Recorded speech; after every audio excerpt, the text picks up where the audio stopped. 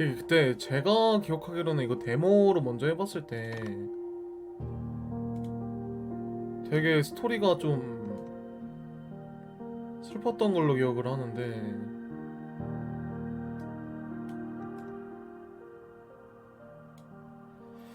자, 이게 일단 게임 제목이 뭐냐면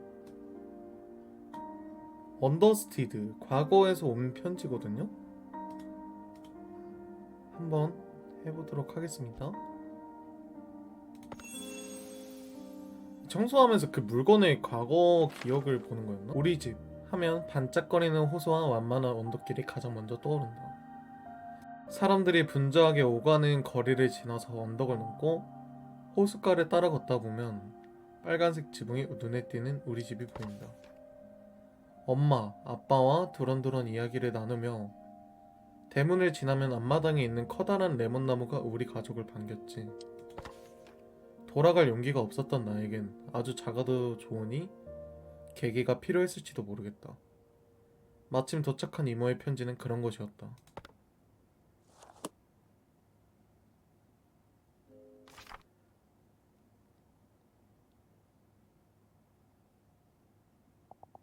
아도라에게. 잘 지내니? 헐. 릴리의 장례식 이후로 한 번도 얼굴을 못 봤구나. 하고 싶었던 일은 잘하고 있는지 소식 들은 지가 오래됐네. 모쪼록 잘 지내고 있길 바라며 펜을 들었어. 다름이 아니라 내 엄마에게 받은 목걸이를 잃어버렸는데 최근에서야 너희 집에 두고 왔다는 게 기억났지 뭐니. 도무지 찾을 수가 없어서 포기했는데 다행이지. 그래서 말인데 번거롭겠지만 찾아서 보내줄 수 있을까? 아마 다락방에 있을 거야. 네 엄마를 보러 갔을 때 다락방에서 시간을 제일 많이 보냈거든. 부탁하마. 이모가. 집 안 간지 오래되었지. 이제는 정리하러 가봐야 되는데 어쩌면 지금이야말로 가야 하는 때인지도 몰라. 당분간은 달리 할 수 있는 일도 없고 집 열쇠가 찾았다. 너무 오랫동안 안 써서 그런지 녹슬었네. 닦아야 쓸 수 있겠어.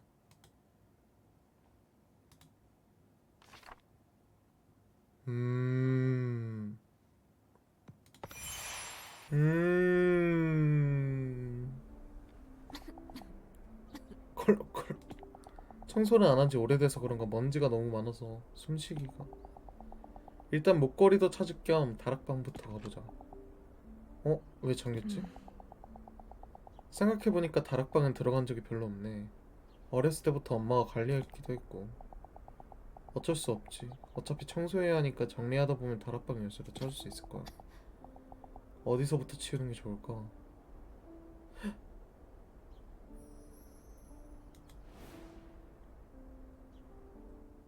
게임이 너무 정적이야. 방치된 지 오래된 집은 마스크 없이 숨도 쉬기 힘들 만큼 먼지가 가득 쌓여 있었다. 우선 거실의 창문을 열어서 환기시키고 청소 도구를 하나씩 꺼내서 털었다.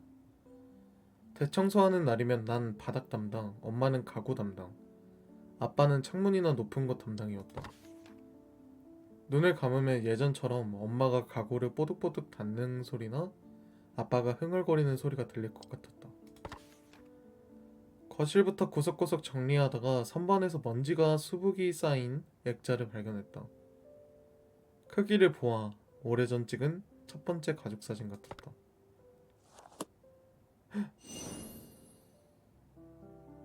챕터 1 옛날 옛적에.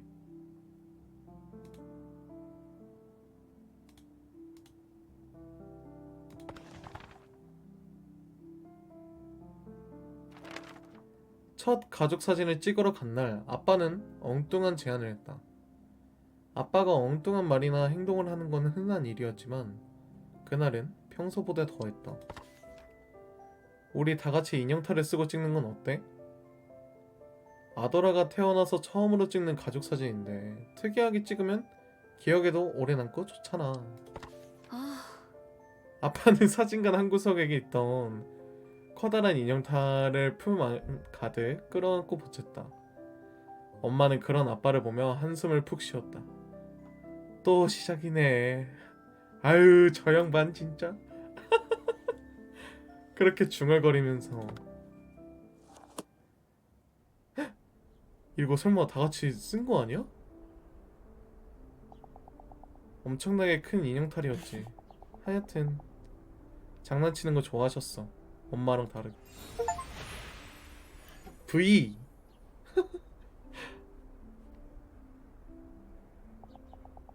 여보, 많은 가족들이 평범하게 찍는 건 그만한 이유가 있지 않을까? 그냥 특이하게 찍을 아이디어가 없었던 것 같은데? 아, 설마 그렇겠어? 제발 사진은 장난치지 말고 찍자. 응? 그치만 아도라 이것 좀 봐. 귀여운 고양이야. 내가 안 되니까 이제는 아도라를 설득하시겠다. 처음으로 다 같이 찍은 가족 사진. 인형탈은 못 썼지만 작은 장난이 숨어 있다. 음.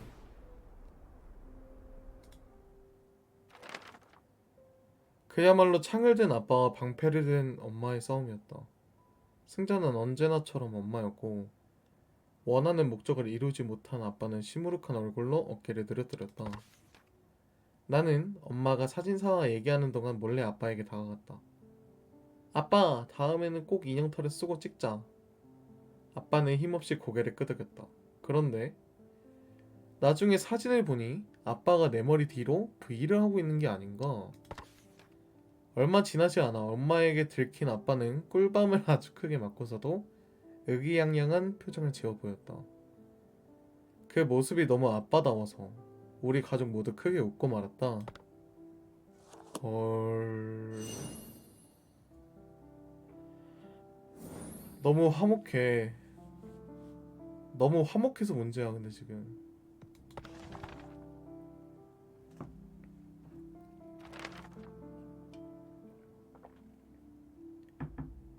어렸을 때 엄마는 종종 부엌이랑 다락방에는 혼자 들어가지 말라고 당부했다. 혼자 들어가면 위험하다고. 하지만 하지 말라고 하면은 더 하고 싶은 법이다. 엄마와 아빠가 집을 비운 어느 날 신나서 부엌에 들어갔다. 혼자서는 볼 수 없었던 찬장을 보려고 의자를 끌어 위로 올라갔다. 설레는 마음으로 찬장을 열자 예쁜 찻잔이 잔뜩 보였다. 그 중에서도 제일 예쁜 도자기 찻잔을 꺼내서 구경할 때였다. 절콩. 현관문이 열리는 소리가 들렸다. 누군가 들어온 거다. 놀란 내게서 찻잔이 미끄러지며 떨어졌다. 쨍그랑. 커다란 소리와 함께 찻잔은 산산조각나 깨져버렸고 순간 심장이 철렁 내려앉았다. 곧이어 다급하게 내 이름을 부르는 엄마의 목소리가 들렸다. 그리고 얼어붙은 뭐라 형용할 수 없이 굳은 얼굴의 엄마와 마주쳤다.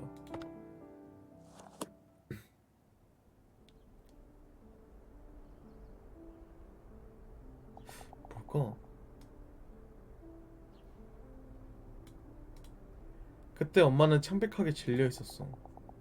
엄마의 그런 얼굴은 처음 봤었지. 과거에서 온 어울리는 모습. 그러게요. 되게 좋네. 엄마 표정 봐. 엄마 미안해. 내가 실수로 찻잔을 깨뜨려서. 아, 세상에 아돌아. 다친 곳은 없니? 괜찮아? 어디 좀 봐봐. 엄마 미안해. 말 안 듣고 혼자 부엌 들어와서 찻잔도 깨버리고. 아돌아 괜찮아. 네가 안 다쳤으면 엄마는 그걸로 됐어. 뭐지? 간신히 제 모습을 유지하고 있는 도자기 찻잔. 엄마가 아끼던 물건 중 하나였던 것 같다.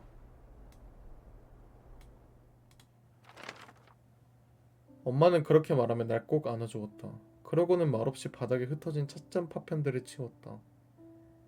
깨진 찻잔을 바라보는 엄마의 표정이 어쩐지 마음에 걸렸다. 다음날 몰래 찻잔 조각을 쓰레기통에서 찾아내 본드로 서툴게 이어붙였다.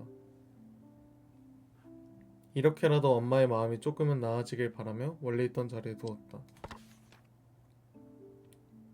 얼마 후 본드로 붙인 찻잔을 발견한 엄마는 씁쓸하게 웃었다.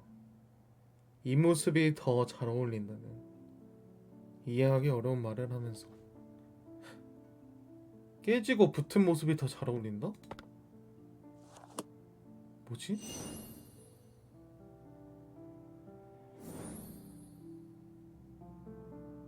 어둠 속에서 빛나는 것.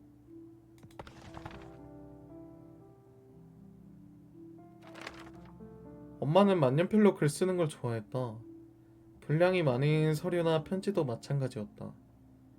긴 글을 수기로 쓰는 것이 힘들 것 같아 물어보면 엄마는 늘 힘들지만 그래도 그만한 가치가 있다고 말을 하곤 했다.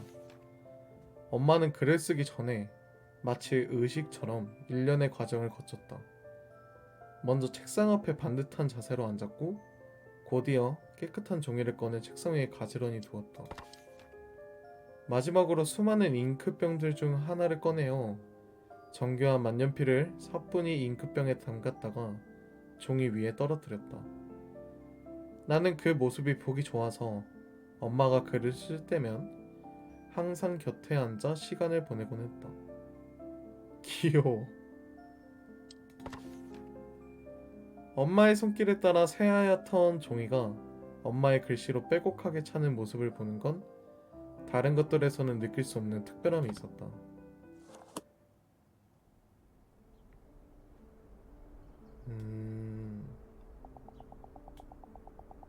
그때는 잉크병이 종류별로 있어서 어떤 날은 구경만 해도 반나절이 지났지. 내 기억에 이 잉크는 잘 안 썼던 것 같은데 어둠 속에서 빛나는 것? 가장 깊은 어둠 속에서야 비로소 우리는 자신 안에 숨겨진 별을 발견한다. 루이스. 오, 엄마가 좋아하던 작가의 말이야. 왜 작가의 말이 여기 적혀 있어? 그 작가 에디션이거든. 대학 시절 아빠가 힘들게 구해다 준 거야. 한 번도 안 쓴 것 같은데 아까워서 안 썼어? 아돌아, 본래 이 잉크로 글을 써서 불을 끄면 야광이라서 반짝거린다?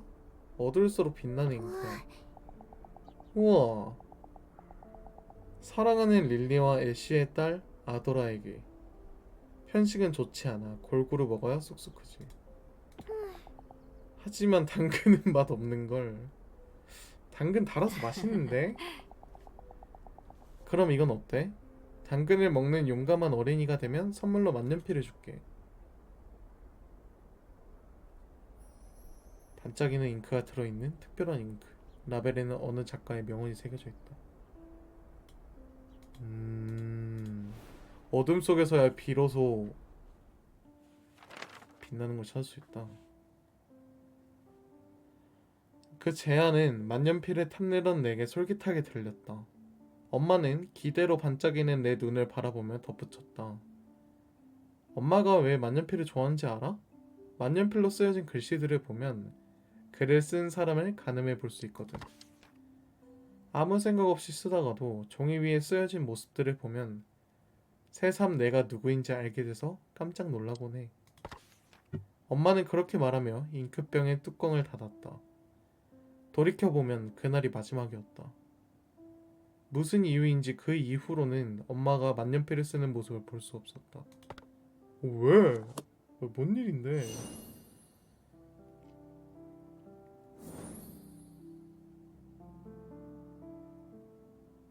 행복의 최소 조건?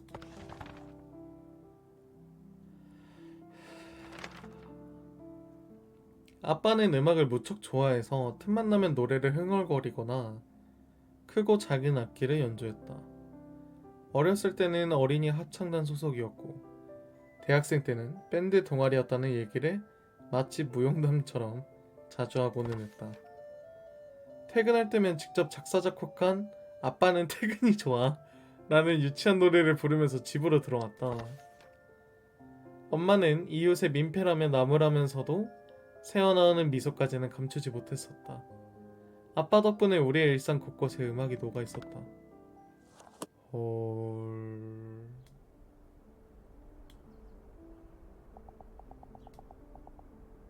그 노래 첫 소절이 제일 웃겼는데 뭐였더라? 붙잡아도 소용없어요. 난 이제 자유예요. 누구도 날 막을 수 없어요. 연. 아 근데 끝날 때마다 계속 흑백으로 바뀐다. 아더라 드디어 완성했어. 아빠는 퇴근이 좋아를 이을 명곡. 이름하여 아빠는 휴일이 좋아. 아빠 노는 거 너무 좋아하는 거 아니야? 아니 그걸 어떻게 알았대? 들킨 김에 한 번 꼭 뽑아야 봐야겠다. 오카리나는 어디 있노? 아빠 그렇게 음악이 좋으면서 왜 회계사가 됐어? 음악이랑 회계는 너무 거리가 먼 것 같은데? 아돌아 중요한 질문이네. 아빠는 음악을 좋아하긴 하지만 안 하면 못 견딜 정도는 아니었어. 근데 숫자를 다루는 건 다르더라. 하루라도 안 하면 온몸이 근질거리는 거 있지? 아, 제 스타일 아니에요. 저는 숫자를 한 번이라도 보면 온몸이 근질거립니다.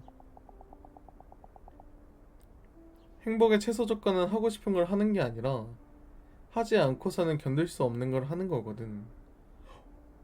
오. 아더라도 언젠가 그런 게 생기면 아빠의 마음을 이해할 수 있을 거야. 귀여운 거북이 모양의 오카리나. 아빠가 자작곡과 함께 자주 연주하곤 했다.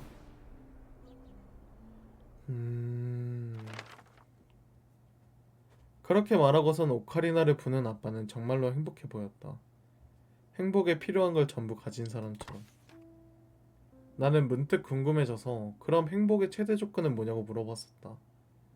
그러자 아빠는 이렇게 대답했다. 릴리랑 아도라라고. 그래서 당신은 세상에서 제일 행복한 사람이라고. 그러면서 다음에는 아빠는 정말 행복한 사람이라는 노래를 만들어야겠다고 했다. 나는 정말 못 말린다고 하면서도 다음에 나올 아빠 시리즈를 기대했다. 심심할 때마다 아빠가 흥얼거린 노래를 흥얼거렸다. 그리고 아빠의 말이 마음에 계속 남았다. 하지 않고서는 견딜 수 없는 일을 나도 찾을 수 있을까?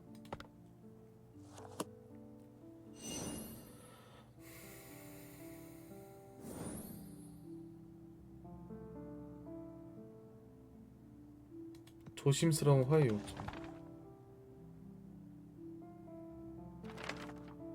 어느 날 집으로 돌아가는 길에 귀엽게 생긴 새끼 고양이를 마주친 적이 있었다. 혼자 하염없이 울고 있는 모습이 지나치게 어려워 집으로 데리고 가자며 부모님을 졸랐다. 그런 내 이야기를 들은 아빠는 조금의 고민도 없이 고양이를 어떻게 데려갈지를 이야기하기 시작했다. 먹을 걸로 유인할까? 강아지 풀을 흔들어 볼까? 그것도 아니면 박스로?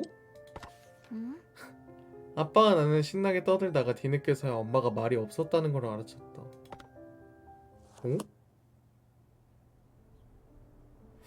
진짜 엄마가 무슨 일이 있는 거지? 생각해보면 아빠도 참 철없었어. 말리지는 못할 망정 부추겼으니. 설마 고양이 대신에 이거 인형 준 건가? 아주 오랫동안 고민하고 키울 방법도 알아보고 필요한 물건들도 미리 준비해뒀다면 또 모를까. 집에 아무것도 없는데 갑자기 데려가서 어떻게 하려고? 그건... 릴리 왜 그렇게 정색하고 그래. 알지. 반려동물을 신중하게 데려와야 하는 거. 하지만 아더라도 키우다 보면 책임감을 가질 수도 있잖아. 물건들이야 차근차근 준비하면 되는 거고. 어미 고양이가 잠깐 자리를 비운 거면 멀쩡하게 잘 지내던 가족을 생이별시키게 되는 거잖아. 버리고 간 걸 수도 있잖아. 그건 우리가 알 수 있는 게 아니잖아. 안 되는 건 안 되는 거야, 아더라. 줄무늬가 있는 고양이 인형, 부드럽고 푹신하다. 만질 때마다 귀여운 소리가 난다.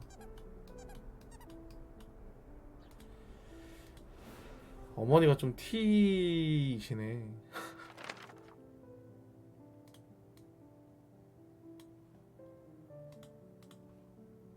나는 내 마음을 알아주지 않는 엄마가 야속해 방문을 쾅 닫고 들어가서 나오지 않았다.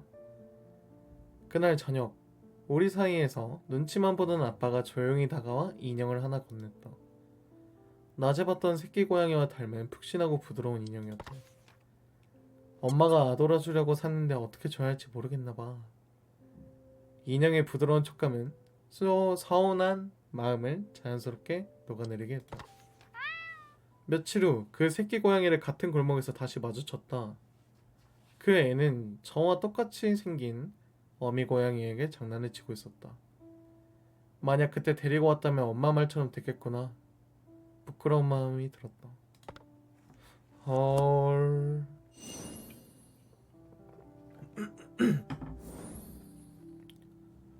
그러게. 어머니가 맞긴 했네. 우리 동네는 따뜻해서 눈이 잘 오지 않았다. 가끔 오더라도 땅에 닿기 무섭게 녹아내려 한 번도 쌓인 모습을 볼 수 없었다. 어이? 부산인가? 눈싸움을 한다든지 눈사람을 만드는 건 내게 TV나 이야기 속에서만 가능한 일 같았다. 새하얀 눈 위에 내 발자국 남기기, 눈밭에 누워 천사 모양을 만들기, 커다랗고 동그란 눈사람 만들기, 이런 것들은 내 유년 시절의 소원 목록 중 일부였다. 드물게 모두 시간이 지나서 가족 여행을 갈 수 있게 되었을 때 나는 눈이 많이 오는 곳으로 가고 싶다고 졸랐다. 아...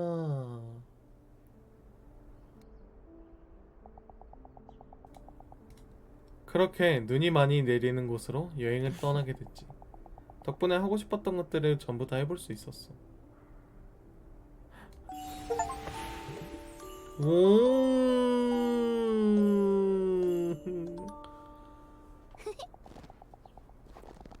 아빠, 밟을 때마다 뽀득뽀득 소리가 나. 그리고 이렇게 누우면 푹신푹신해.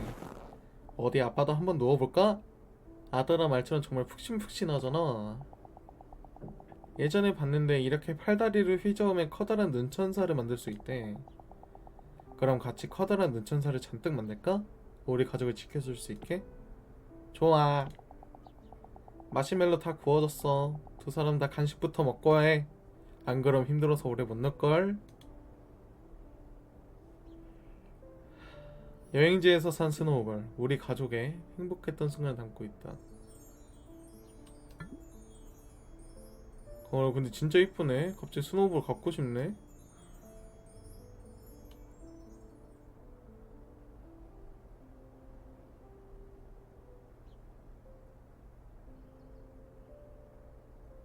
갑자기 감성 돋는다.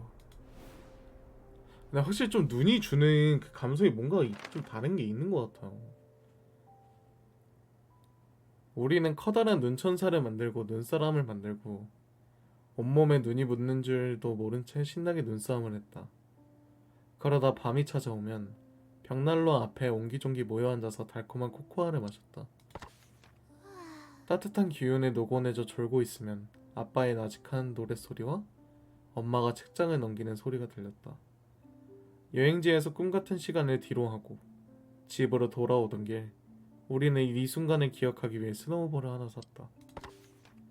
하지만 나는 언젠가부터 일부러 스노우볼을 눈에 띄지 않게 옮겨두었다. 그 속에 따뜻한 추억은 오히려 나를 아프게 했다. 다시는 돌아갈 수 없는 순간을 자꾸만 꿈꾸게 만드니까. 호... 내가 꿈꿨던 것. 챕터 2. 멈춰버린 시간.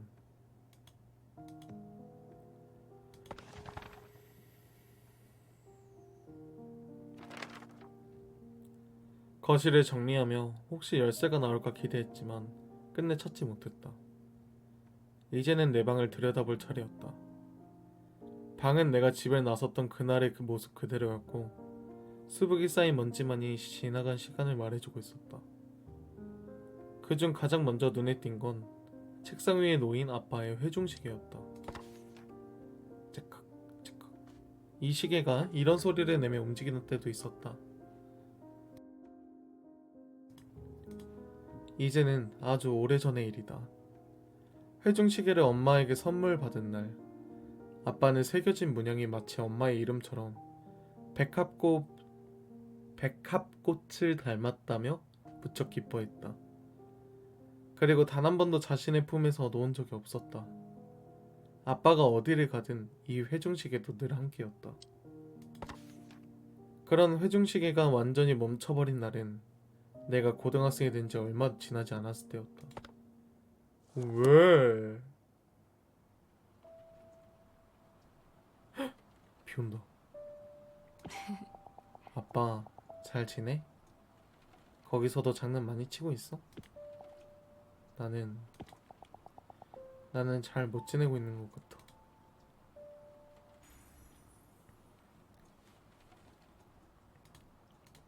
어, 아돌아, 엄마가 누누이 말했잖아. 회사로 직접 전화하지 말라고. 나는 그냥 퇴근할 시간인데 말도 없이 안 오고 엄마 폰으로도 연락이 안 되길래 미안해, 정신없이 일하느라 깜빡했어. 다음부터는 엄마가 잘 확인할게. 그래도 전화보다는 문자로 연락해. 저녁 잘 챙겨 먹고. 알았어. 있잖아, 아까 방을 정리하다가 아빠가 준 카세트 플레이어를 찾았는데, 아돌아, 미안하지만 엄마가 일이 바빠서 이만 끊어야겠다. 기다리지 말고 먼저 자. 엄마, 잠깐만, 나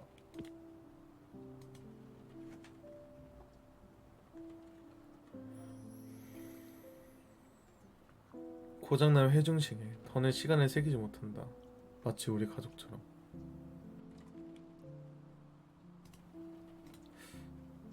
아빠가 돌아가시게 되면서 어머니가 일을 하시느라 바빠지신 건가? 그때 나는 엄마가 절실히 필요했다.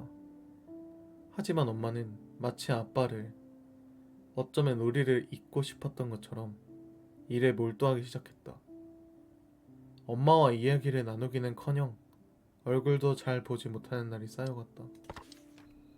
이제는 엄마와 혼자 나를 책임져야 하니 어쩔 수 없는 거라며 스스로를 다독이다가도 밤이 되면 감당할 수 없는 슬픔과 괴로움에 잠을 이루지 못했다. 차라리 엄마를 원망하는 게 더 쉬웠을 것이다. 하지만 가끔 피로에 지친 엄마와 마주치면 안타까운 마음이 먼저 들었다.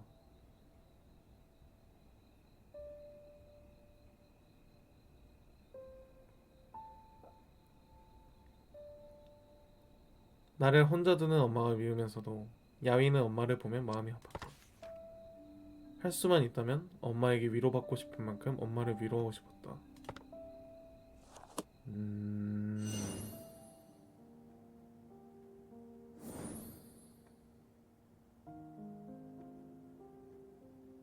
뭐지? 금고인가?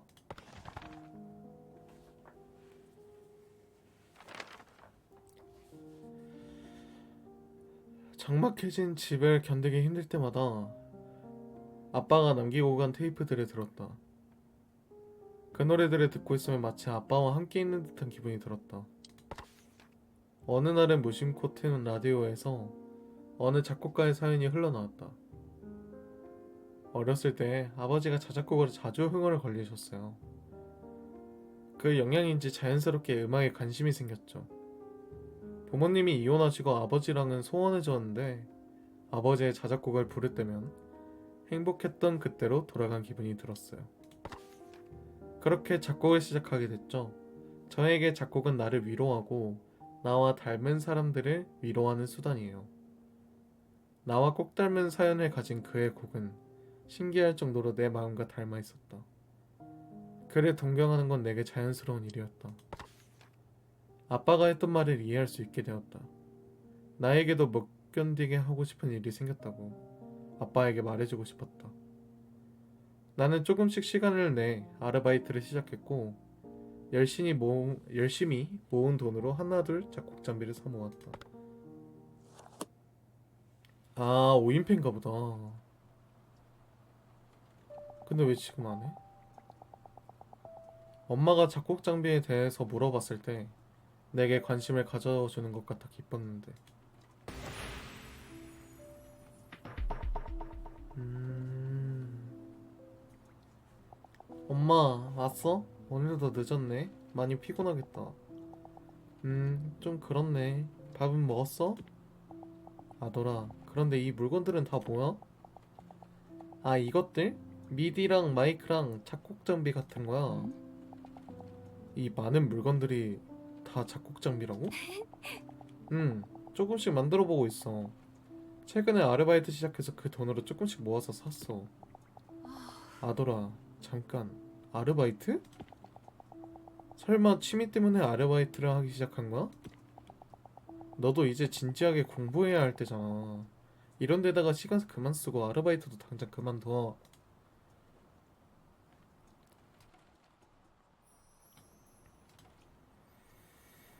빨간색 미디 컨트롤러. 조금씩 돈을 모아 산 나의 첫 번째 음악 장비.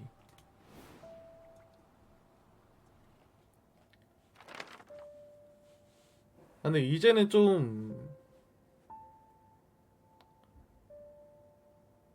저도 어렸을 때는 이제 이해가 안 갔거든요. 왜 계속 내가 좋아하고 하고 싶어 하는 거 왜 계속 안 시키려고 하고 공부하라고 했던 이유가 이제는 좀 이해는 가. 음. 그냥 공부 좀 해가지고 적당한 회사 취직해서 음, 더운 날에 그래도 덥게 일하지 않고 추운 날에 너무 춥게 있지 않고 그거를 그냥 가장 원하셨던 것 같아요. 부모님들은. 계속 보겠습니다. 취미가 아니라고 진지하다고 말하고 싶었다. 하지만 엄마는 내가 말에 덧붙이기도 전에 피곤하다며 방으로 들어가 버렸다. 단호하게 닫힌 문소리가 미처 뱉지 못한 말과 함께 뒤섞였다.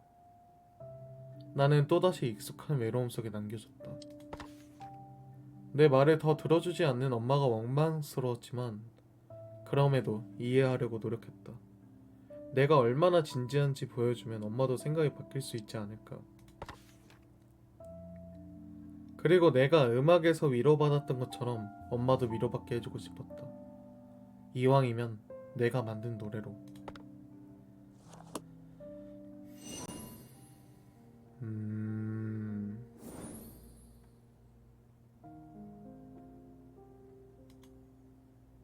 카세트?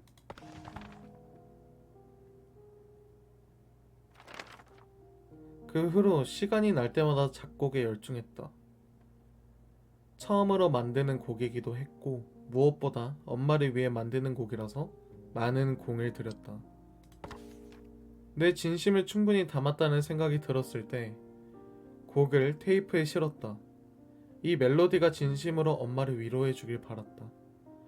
엄마를 온전히 설득하지는 못하더라도 그래도 엄마가 내 곡을 들으며 조금이라도 괜찮아질 수 있다면. 평소처럼 엄마가 피곤해 지쳐 늦게 돌아온 밤, 나는 내 자작곡이 담긴 테이프를 긴장된 마음과 함께 엄마에게 건넸다. 불쌍해 벌써.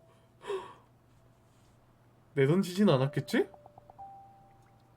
나는 엄마가 그 곡을 들으면 내가 얼마나 진지한지 알아줄 거라고 생각했어. 됐어. 삐. 네가 직접 작곡한 곡이라고? 맞아. 멜로디가 먼저 떠올라서 곡부터 만들었어. 가사는 천천히 붙여보려고 해. 아, 그리고 이거 말고 공모전에 응모할 곡도 있는데 주제가 뭐냐면 아돌아, 잠깐만. 엄마가 지난번에 분명히 말하지 않았어? 지금은 학업에 집중할 때라고 했잖아. 엄마, 지금은 내가 부족하니까 취미로만 보이겠지만 일단 테이프 좀 들어봐봐. 아, 아돌아, 지금 무슨 소리라는 거야? 너 지금 중요한 시기야? 진지하게 공부해도 모자랄 판에 언제 이런 헛바람이 든 거야? 아, 엄마 일단 피곤하니까 일단 나중에 얘기해. 나중에 언제? 엄마가 일 그만두는 날? 그런 날이 오기는 해? 아돌아, 엄마는 너 때문에 일하는 거야. 나 진지하게 작곡가가 되고 싶어. 성공한 작곡가가 돼서 엄마 돈 걱정 안 하게 하고 싶고 재능 있다는 말도 많이 들었으니까 분명. 아돌아, 엄마가 분명히 말했잖아. 하지 말라고. 지금은 네가 특별한 거 같지? 재능 있다는 말? 지금 듣는 그런 말들만 그 의미 없는 말도 없어. 칭찬 한번 받았다고 네가 특별하다고 착각하지 마. 그런 말은 널 하나도 증명해주지 않아. 아빠의 카세트 플레이어.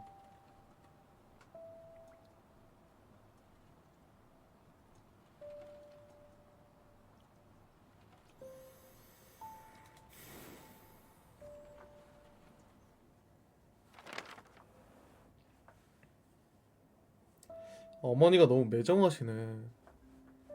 아빠의 카세트 플레이어도 못 알아보고. 근데 그만큼 많이 힘드셨으니까 그런 거겠지? 그날따라 유독 더 많이 피곤했던 걸까? 무엇이 엄마를 그렇게까지 화나게 했을까? 시간이 이렇게 흘렀는데도 그 순간의 엄마는 아직도 이해하기가 어렵다. 아니면 갱년기? 전혀 예상하지 못했던 엄마의 반응에 나는 그만 말을 잃었다. 갑작스러운 엄마의 반응에 얼어붙었던 그 순간, 엄마는 내 손에 들려있던 테이프를 매섭게 낚아채 쓰레기통에 집어 던졌다. 그러고 뒤돌아보지도 않고 한마디 했다. 다시는 이런 쓸데없는 데 시간 쓰지 마. 그때 엄마가 쓰레기처럼 던져버린 건 카세트만이 아니었다. 그건 아빠가 떠난 후 외롭고 쓸쓸한 와중에도 엄마를 위로하고 싶었던 내 마음이기도 했다. 엄마를 미워할 수 있었던 그 수많은 순간 속에서도 다시 한번 엄마를 믿어보고 위로하고자 했던 나의 마음.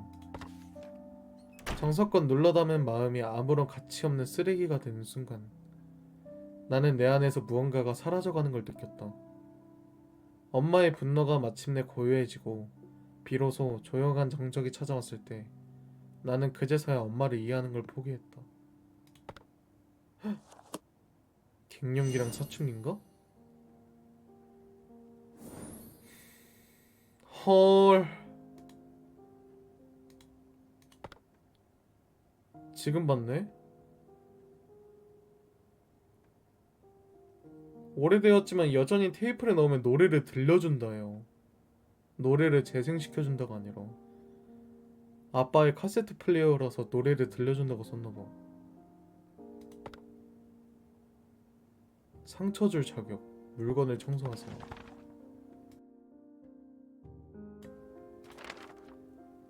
오르골은 내가 아빠에게서 받은 마지막 선물이었다. 나는 외로울 때마다 오르골 태엽을 가보며 이제는 없는 아빠에게 말을 걸었다. 아빠, 아빠가 있었다면 어땠을까?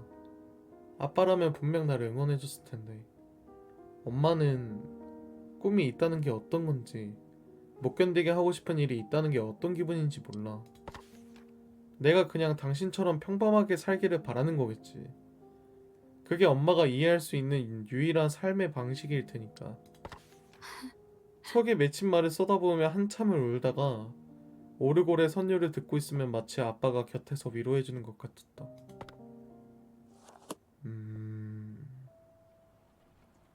뭐지 이건? 그때 이후로 엄마를 더 이상 기다리지 않게 됐었지. 엄마가 말을 거는 것도 싫었어. 대화하고 싶지 않았으니까.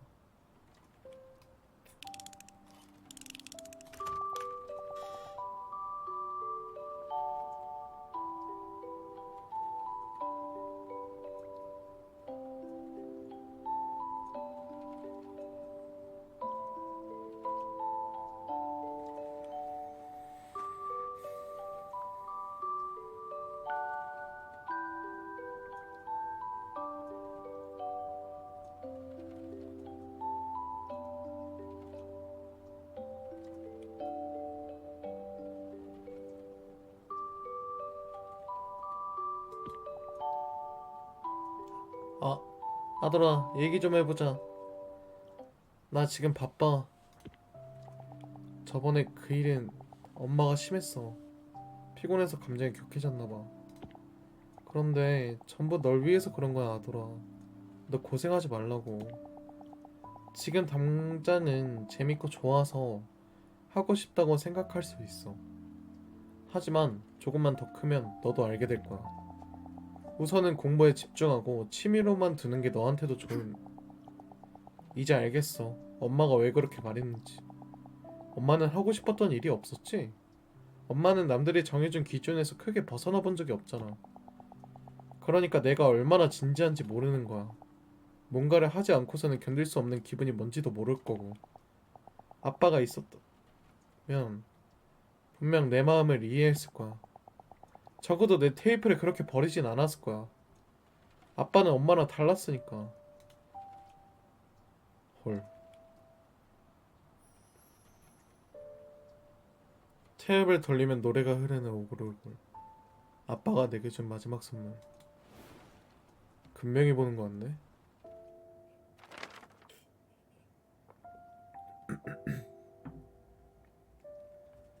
나는 머릿속에 떠오르는 말 중에서 가장 엄마를 아프게 할 것 같은 말만 고르고 골랐다.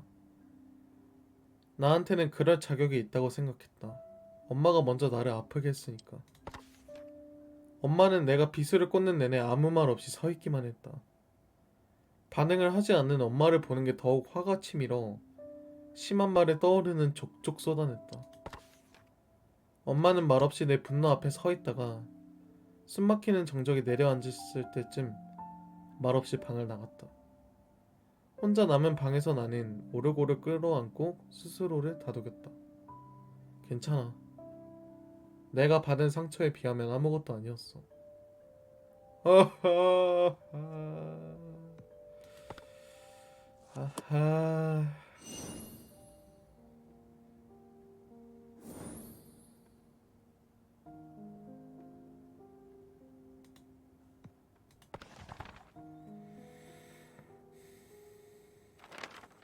아주 어릴 적 언제나처럼 평온한 주말 오후에 아빠의 카메라에 여기저기 스티커를 붙이며 놀다가 깜빡 잠이 들었을 때였다. 잠에 들어 몽롱한 의식 속에서도 엄마랑 아빠가 나직한 목소리로 이야기를 나누는 것을 어렴풋이 들을 수 있었다. 어떤 이야기인지 자세히 듣고 싶었지만 이내 깊은 잠에 빠져서 들을 수 없게 되었다.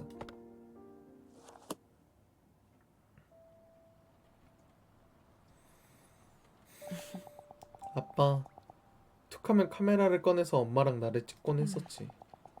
충전만 하면 켜볼 수 있을 것 같은데 깨끗하고 닦고 나서 켜봐야겠다.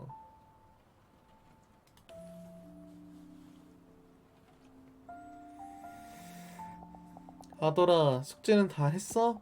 쉿, 카메라 가지고 놀다가 잠들었어. 참, 물건 가지고 노는 거 좋아한다니까. 애가 참 좋아하는 게 많아. 음악도 좋아하고 글 쓰는 것도 좋아하고. 역시 자식은 부모를 닮는 걸까? 나를 닮진 않았으면 좋았겠는데. 아직도 그때를 후회하는 거야? 난 그때 당신 모습이 멋있어서 좋았는데. 다 옛날 얘기야. 철없이 꿈에 젖어있던 옛날 일. 이젠 꿈에서 깨어났으니까 현실을 살아야지. 그리고 이제 이 얘기는 그만하자. 응? 알았어. 뭐지? 같이 음악했었나? 이제는 단종된 기종의 디지털 카메라. 어렸을 때 내가 스티커를 붙여놓은 모습 그대로다.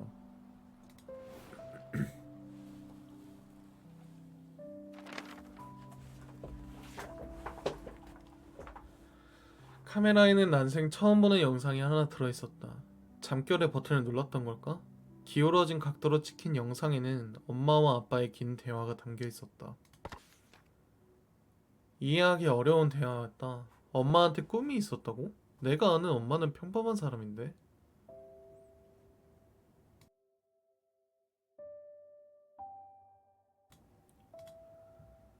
어쩌면 그날 내가 내뱉었던 말들이 생각했던 것 이상의 의미가 있었을지도 모른다는 생각이 들었다.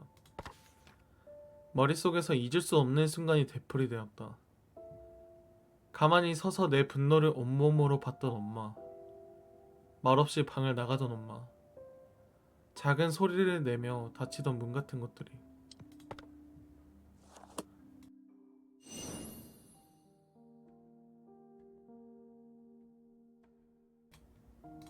엄마가 꿈꿨던 것?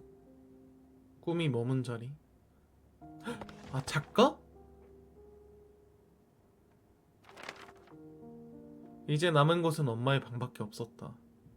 오랫동안 피해왔던 엄마를 마주하는 기분을 느끼며 낡은 손잡이를 잡았다. 엄마의 방은 용도에 따라 분류된 상자들로 가득 차 있었다. 마치 곧 떠날 사람이라는 걸 받아들인 것처럼 상자에는 당신의 물건들이 가지런히 정리되어 있었다. 그 중에서도 눈길이 가는 상자가 하나 있었다. 차마 버리지 못한 것들. 그런 이름의 라벨이 붙은 상자 안에는 처음 보는 트로피들이 가득 들어 있었다. 진짜인가 봐. 작가였나 봐. 어디서 받은 상들일까? 난 정말 엄마에 대해서 제대로 아는 게 없었구나. 아, 트로피 이쁘다 근데. 아빠, 그건 뭐야? 트로피? 어렸을 때 수학 경시대회에서 대상을 타고 받은 트로피야. 대단하지? 우와, 엄마도 알아? 하긴 아빠가 이렇게 멋진 걸 엄마한테 자랑 안 했을 리가 없지. 그럼 생각날 때마다 자랑했지. 내가 이렇게 공부를 잘했다고. 그때마다 엄마는 눈을 가늘게 뜨고 듣다가 커다란 상자를 꺼내서 상자를 꺼내서 아들아, 우리 간식이나 먹을까? 치즈케이크 어때? 아, 왜 말을 하다 마는데 궁금하잖아. 뭐지? 처음 보는 트로피, 공모전 대상과 릴리 메이어라는 글자가 눈에 띈다. 컵에서 본 로고와 똑같은 로고가 그려져 있다. 릴리가 엄마 아닌가?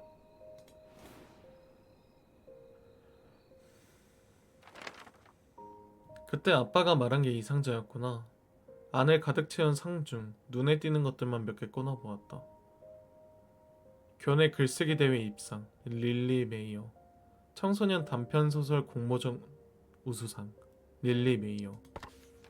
장편소설 공모전 대상, 릴리 메이어. 전부 엄마가 어떤 꿈을 꾸었는지, 그 과정에서 얼만큼의 성취를 이뤘는지 증명하는 상들이었다. 이렇게나 많은 상을 받을 만큼 재능이 있었으면서 엄마는 왜 작가가 되지 않았을까?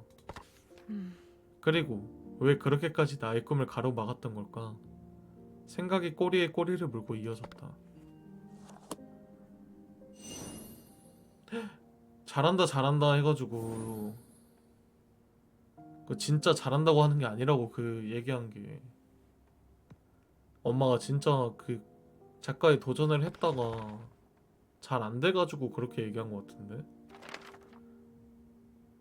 엄마가 카세트를 버린 이후로 나는 아무 일도 없던 것처럼 엄마를 대할 수 없었다. 내가 원하던 학교에 입학해 음악을 공부하러 멀리 타지로 떠나게 되었을 때도 마찬가지였다. 보란듯이 성공한 모습을 보여주기 전까진 먼저 연락하지 않을 생각이었다. 그때는 대학만 졸업하면 내가 가진 재능을 펼칠 수 있을 거라고 생각했다. 하지만 세상은 내가 생각했던 것보다 훨씬 더 냉정했다. 어린 시절 받은 상과 인정들은 엄마의 말을 증명하듯 정말로 아무런 의미가 없었다. 성취와 멀어질수록 전화기를 들었다가 내려놓는 빈도가 늘어났다. 상상 속의 엄마는 소화기를 넘어 내게 이렇게 말했다. 그러니까 그때 그만하라고 했지. 너는 시간 낭비를 하고 있는 거야. 나는 그런 말들을 마주할 자신이 없었다. 번호를 어쩔 수 없이 바꾸게 되었을 때도 좀처럼 연락하지 못했다. 그리고 시간이 좀 지나 이모에게서 갑작스런 연락이 왔다. 엄마의 부고였다.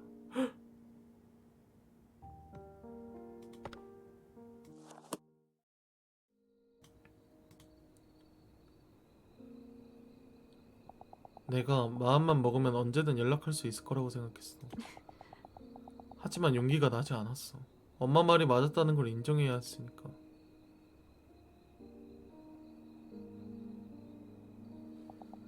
가는 거니? 비행기 시간 맞추려면 지금 출발해야 해서. 짐이 많은데 역시 공항까지 데려다 주는 게... 됐어. 바쁠 텐데 무리할 필요 없어. 이만 갈게. 아돌아.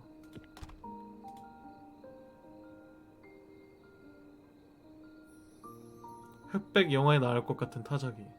엄마가 소설을 쓸 때 썼던 것 같다. 돌이켜보면 그게 우리가 나눈 마지막 대화였다. 나는 그렇게 뒤도 돌아보지 않고 집을 나섰고 성공한 모습으로 이 문을 당당하게 열고 들어오리라고 다짐했다. 엄마의 말이 틀렸음을 몸소 증명해 보이고 싶었다. 하지만 내가 단호하게 닫아버린 그 문은 이후로도 열리는 일이 없었다. 타자기 밑에 붙어있는 작은 서랍 안에는 종이 뭉치와 다락방 열쇠가 들어있었다. 종이 뭉치는 대부분 엄마가 쓴 소설 같았고 나머지는 계약서로 보였다. 몇 장은 릴리 메이어 씨에게로 시작하는 것으로 보아 누군가 엄마한테 보낸 편지 같았다. 그중 가장 빼곡한 편지 한 장을 집어들었다. 릴리 메이어 씨에게. 오랜만에 답장을 쓰는군요. 옛날부터 나의 팬이라며 자주 편지를 보내고는 했었죠. 이번에 보내준 글도 잘 읽어보았어요. 이건 진심으로 당신을 생각해서 하는 조언이에요. 오랫동안 당신을 봐왔지만 당신이 쓴 글에서 특별한 점을 조금 더 찾아볼 수 없어요. 생계에만 초점을 맞춘다면 못 쓸 수준은 아니지만 릴리씨, 당신은 그 정도에 만족할 사람이 아니잖아요. 작가가 되고 싶은 마음은 이해하지만 어떨 때는 포기하는 것도 용기 있는 행동입니다. 글과는 상관없는 직업을 가지는 것이 당신에게 더 도움이 될 것 같네요. 너무 늦게 말해서 미안합니다. 진심을 담아서 루이스. 아 근데 이 사람도 정말 되게 좋은 사람이네요. 그래도 이렇게라도 말해주는 게 어때요?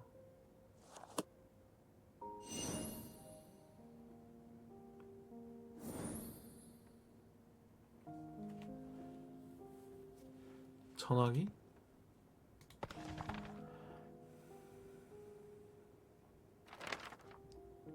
루이스는 엄마가 가장 좋아했던 작가의 이름이었다.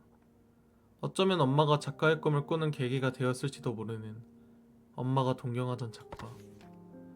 존경하는 작가에게서 이제 그만하는 게 좋을 거라는 이야기를 듣는 건 어떤 기분이었을까?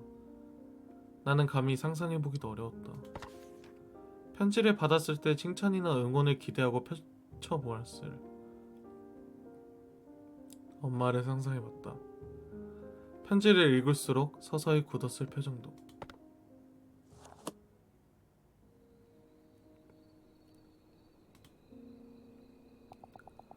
내가 존경하던 작곡가가 나한테 그렇게 말했다면 나도 견디기 힘들었을 거야.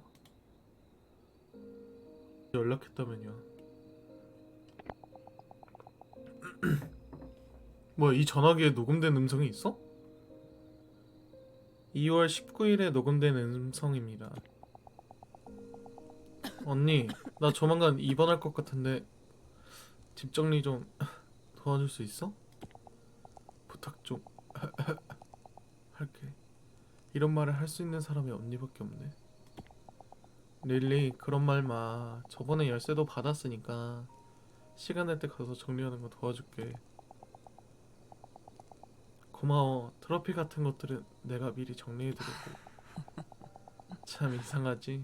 그때는 떠올리기만 해도 괴로워서 잊으려고 했는데 오랜만에 집을 정리하면서 그때 물건들을 보니까 마냥 즐겁게 글을 쓰던 시절이 떠오르더라. 왜 항상 소중한 건 잃고 나서야 실감하게 되는 걸까? 글도 아도라도. 릴리, 아도라한테 연락은 해봤니? 이틀 전에 연락해봤는데 전화 연결이 안 되더라. 번호를 바꾼 건지. 음성 녹음은 남겨두었는데 잘 모르겠네. 용기 내서 더 일찍 연락했더라면 이렇게 연락이 끊기지는 않았을까?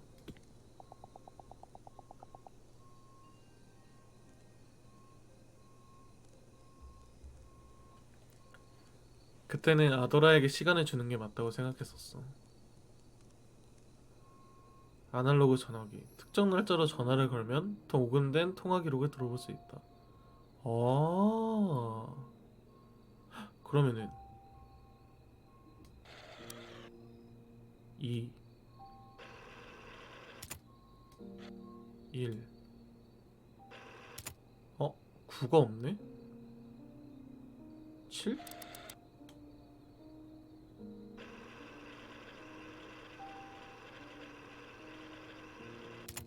맞아, 이틀 전이라 했잖아, 생각해보니까. 그럼 17일이네, 2월 17일.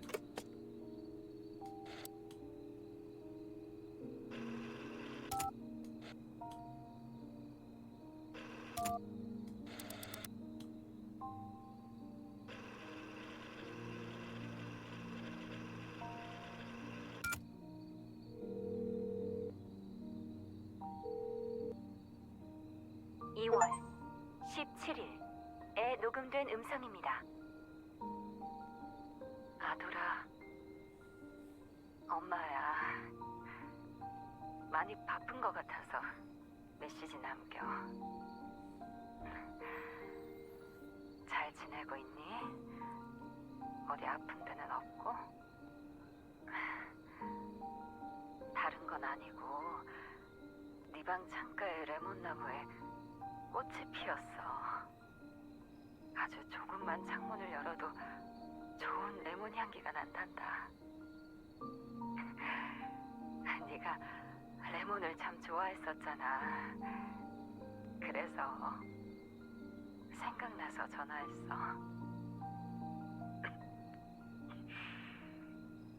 아무리 바빠도 이니는 꼭 챙기고 늘 건강하렴.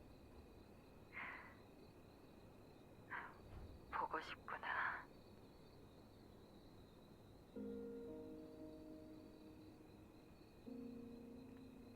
아, 이래서 과거에서 온 편지구나.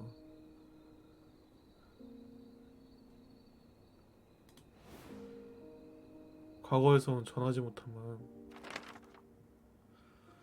전화기에 녹음되어 있던 건 엄마와 이모의 통화였다. 중간중간 기침하느라 쉽게 말을 잇지 못하는 엄마의 목소리에서 힘겨움이 느껴졌다. 집을 떠난 후 나는 스스로를 증명해야 한다는 압박감과 자존심 때문에 엄마에게 연락하지 못했다. 하지만 엄마의 마음에 대해서는 한 번도 생각해보지 않았었다. 엄마가 그때의 행동을 후회하고 있을 거라는 생각은 못했다. 그리고 내게 연락했었다는 것도 전혀 몰랐다. 번호를 바꾸게 되었을 때라도 내가 먼저 연락을 했었다면 어땠을까?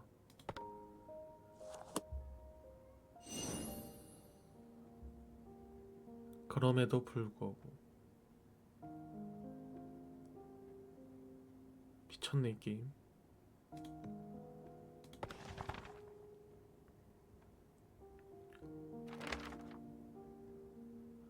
뒤늦게 타자기 서랍에서 발견한 다락방 열쇠가 눈에 들어왔다.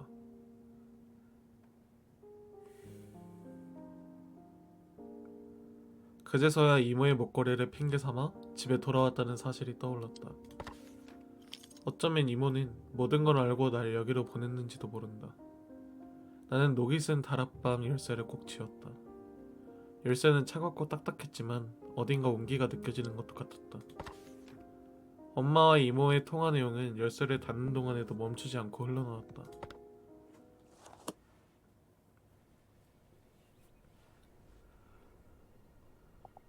나를 보는 것 같았어. 재능이 있다는 말을 들었다며 들뜬 그 애가 꼭 아무것도 모르던 시절에 나갔더라. 그 애가 희망에 가득 찬 눈으로 이야기하는 걸 보는 게 너무 괴로웠어. 생각해보면 그 순간 나는 아도라가 아니라 어린 시절의 나를 보고 있었던 거야. 타자기 안에 있던 다락방 열쇠. 다락방 안에서 나는 무엇을 발견하게 될까?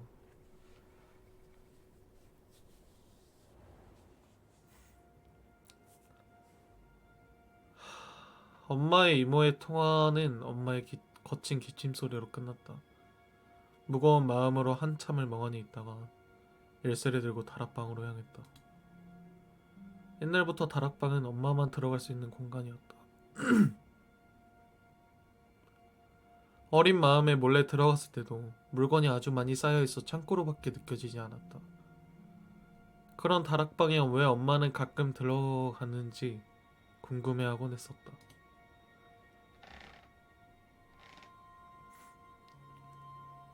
질문에 대해 대답하듯 다락방 한 구석에는 낡은 책상과 의자가 있었다.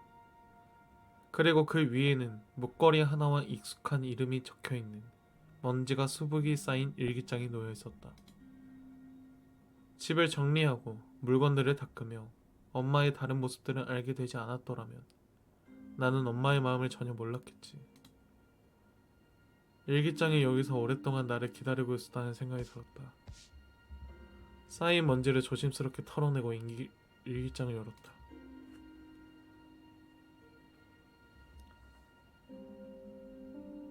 그날 아도라가 상기된 얼굴로 테이프를 건넸을 때 나는 그 얼굴에서 부푼 기대감을 읽을 수 있었다.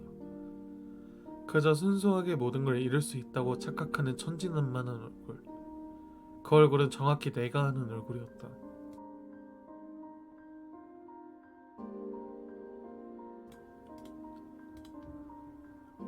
이 아이도 곧 지나간 세월을 저주할 거야. 그리고 자신의 한심함을 후회하게 되겠지. 지금 여기서 그만두게 만들어야 해. 차라리 나를 원망하는 것이 나을 것이라고 생각했기에 일부러 더 모질게 행동했다. 적어도 그때는 그게 아도라를 위한 것이라고 생각했다.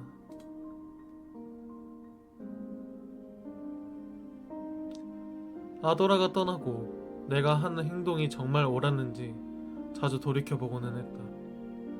그리고 아도라의 물건들을 정리하며 그 아이가 꿈꿨던 흔적들을 자세히 바라보았다. 그 속에서 아도라의 슬픔과 기쁨을 느낄 수 있었다. 그 모습들을 보며 동시에 어린 날의 나를 돌아보게 되었다. 내가 한심하다고 생각했던 그때의 나는 아도라가 남긴 흔적들처럼 아주 반짝이고 있었다. 뒤늦게라도 아도라에게 진심을 전하고 싶었지만 내가 준 상처는 너무나 깊었다. 연락이 닿지 않았기에 할 수 있는 건 기다리는 것뿐이었다. 언젠가는 꼭 이 말을 전하고 싶다.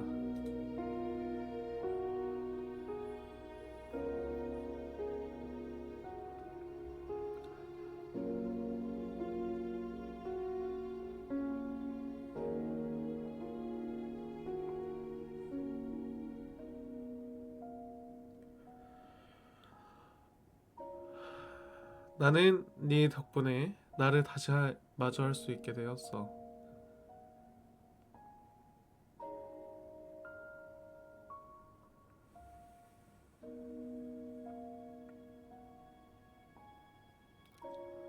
그렇게 부끄러워했던 과거인데도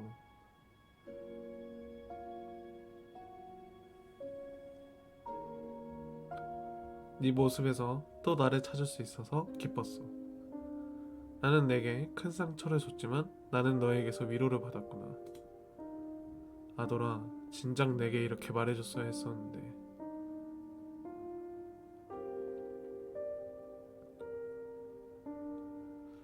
네가 어떤 길을 선택하든 어떤 모습으로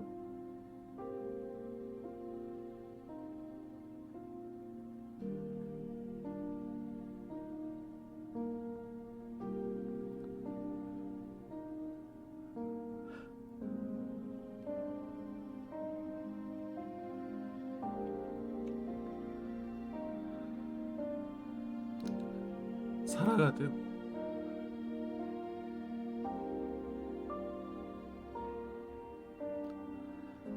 나는 언제나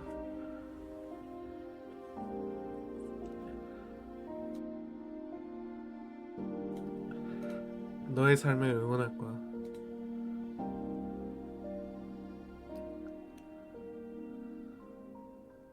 엄마의 일기는 거기서 끝났다. 일기장을 덮고 나서야 책상 구석에 놓인 편지와 버려진 줄 알았던 나의 첫 자작곡 테이프가 보였다. 나는 테이프를 카세트 플레이어에 꽂고 편지 봉투를 열었다. 봉투 안에 들어있던 편지에는 내가 작곡한 곡에 맞춰서 쓴 것 같은 가사가 적혀 있었다.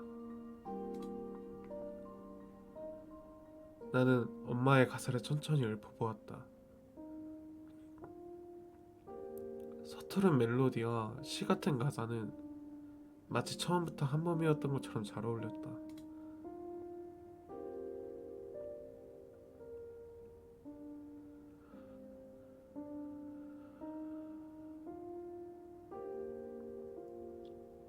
멀리 날아가 버린 새를 다시 볼 수 있을까? 동이 트는 하늘에 따라 춤을 추던 빛나던 너의 눈동자를 기억해.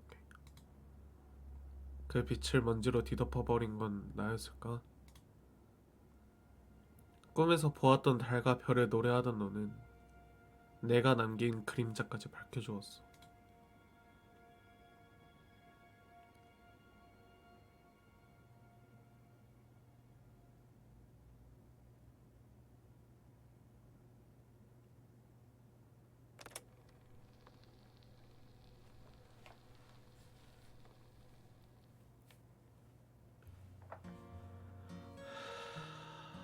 미쳤네 이 게임.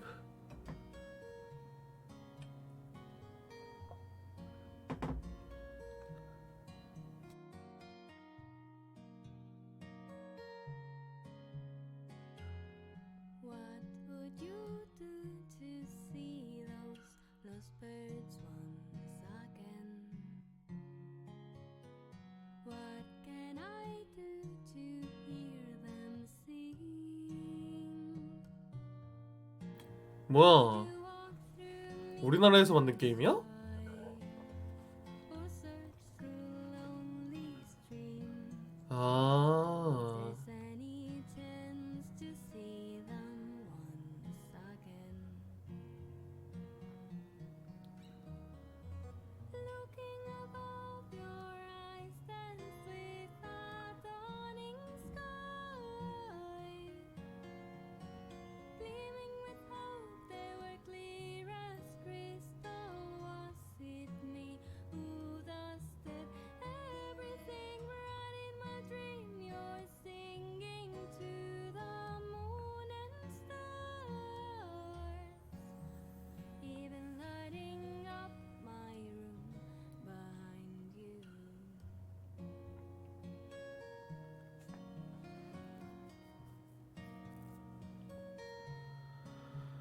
음,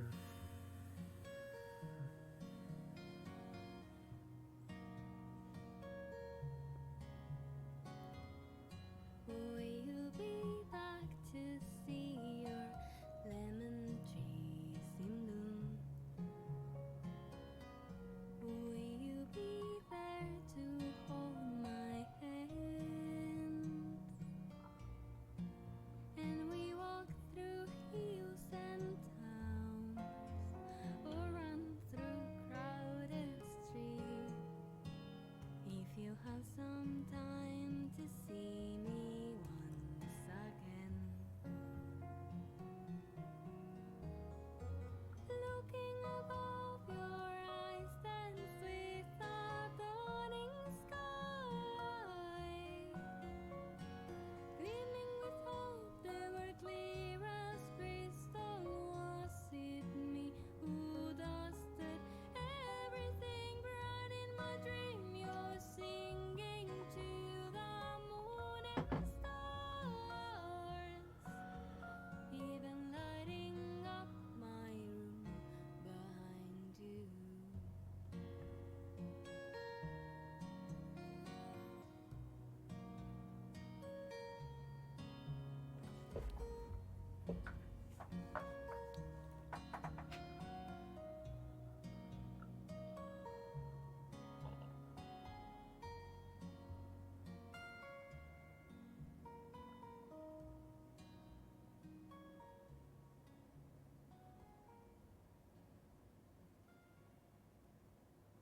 끝났네.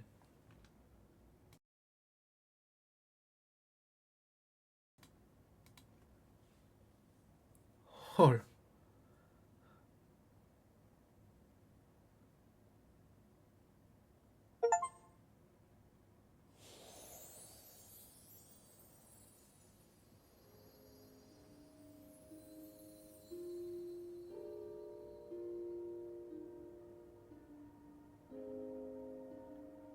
시작할 때랑 다른데?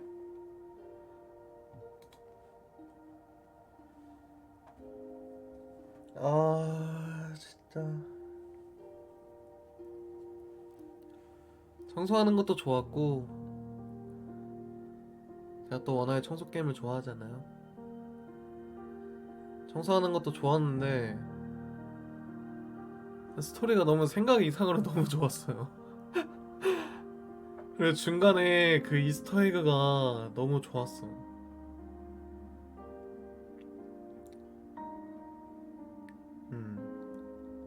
왜 6월 19일인데 7번까지밖에 없지 생각해봤는데 갑자기 이모랑 엄마랑 얘기한 거에서 엄마가 이틀 전에 전화해봤는데 녹음에 남겨놨었다. 그게 생각났어가지고 그래서 해본 거였거든요. 아 근데 거기서부터 그냥 아 계속 쏟아냈던 것 같아요. 그냥 거기서부터. 아 그냥 너무 슬프잖아. 지금 내 상황이랑도 그렇고 참.